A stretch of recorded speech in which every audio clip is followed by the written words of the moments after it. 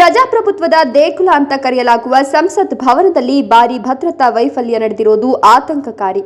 ಭಾರಿ ಭದ್ರತೆಯ ಸ್ಥಳದಲ್ಲೇ ಹೀಗಾದ್ರೆ ಇನ್ನು ದೇಶದ ಜನರ ರಕ್ಷಣೆ ಹೇಗೆ ಸಾಧ್ಯ ಅಂತ ಕಾನೂನು ಸಂಸದೀಯ ವ್ಯವಹಾರ ಹಾಗೂ ಪ್ರವಾಸೋದ್ಯಮ ಸಚಿವ ಎಚ್.ಕೆ. ಪಾಟೀಲ್ ತೀವ್ರ ಕಳವಳ ವ್ಯಕ್ತಪಡಿಸಿದರು. ಸಂಸತ್ ಭವನದಲ್ಲಿ ಬಹು ಹಂತದ ಭದ್ರತೆ ತಪಾಸಣೆ ಇದ್ರೂ ಈ ರೀತಿಯ ಭದ್ರತಾ ವೈಫಲ್ಯ ನಡೆದದ್ದು ಹೇಗೆ? ಇಡೀ ದೇಶವೇ ಬೆಚ್ಚಿ ಬೀಳುವ ಘಟನೆ ಇದು ನಡೆದಿದೆ ಅಂತ ತಿಳಿಸಿದ್ರು. ದಾಳಿ ನಡೆಸಿದ ಯುವಕರಿಗೆ ಸಂಸದ ಪ್ರತಾಪ್ ಸಿಂಹ ಅವರ ಕಚೇರಿಯಿಂದ ಪಾಸ್ ನೀಡಲಾಗಿದೆ.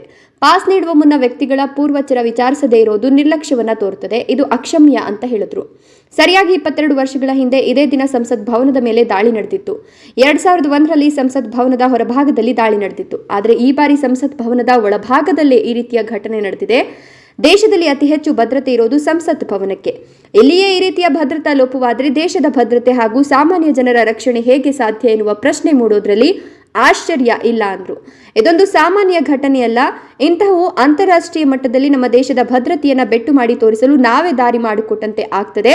ಘಟನೆ ಬಗ್ಗೆ ಸೂಕ್ತ ತನಿಖೆ ನಡೀಬೇಕು. ದಾಳಿ ನಡೆಸಿದ ಯುವಕರನ್ನ ಸರಿಯಾದ ರೀತಿಯಲ್ಲಿ ವಿಚಾರಣೆ ಮಾಡಬೇಕು.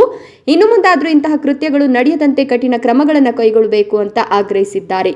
ಕ್ಯಾಮರಾಮನ್ ಜಗದೀಶ್ ಜೊತೆ ಅಶೋಕ್ ಹುಗಾರ್, NKS TV4 ಗದಗ.